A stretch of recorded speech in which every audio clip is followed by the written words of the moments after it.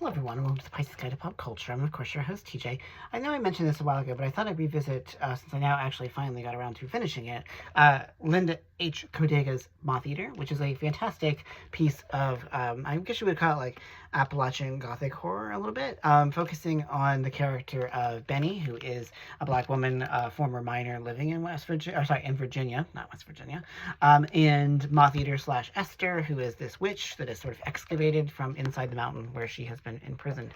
So there's a lot going on in this book, and I think it's actually quite effectively constructed. I think that it really draws attention to the deep histories of exploitation of Appalachia, and I think that's a really important history to pay attention to. I also think that there's a lot of sort of witchy magic, folkloric stuff. So if that's kind of your thing, I think you'll find much to enjoy. It brought me to mind of like Old Gods of Appalachia, the podcast. So if you've listened to that, I think you'll also find much to enjoy here. I enjoy also that we have a black character, even though she is not herself from Appalachia. She does gesture toward the large and deep black history within I keep trying to say West Virginia, within Appalachia, which I think is an important and vital history that is all too often ignored.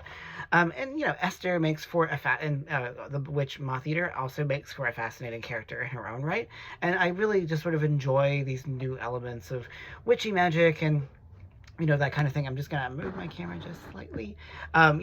So I really just think that that's a fascinating way of engaging with Appalachian horror. And there is, like I said, a bit of a sapphic romance, which I also appreciated.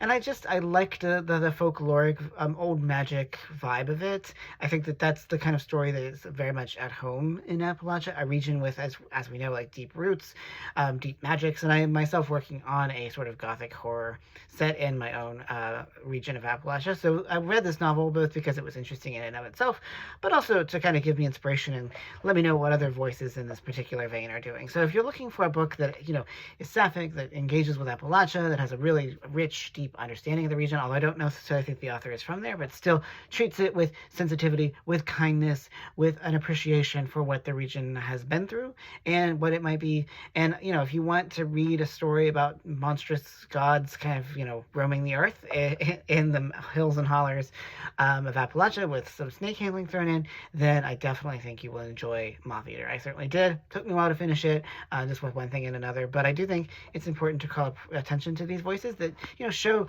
the true diversity at the heart of Appalachia that I don't think many people fully appreciate. So anyway, if you haven't, do check out Motheater. It is a great book. I definitely give it the Pisces Guide to Pop Culture. So anyway, thanks so much as always for joining me.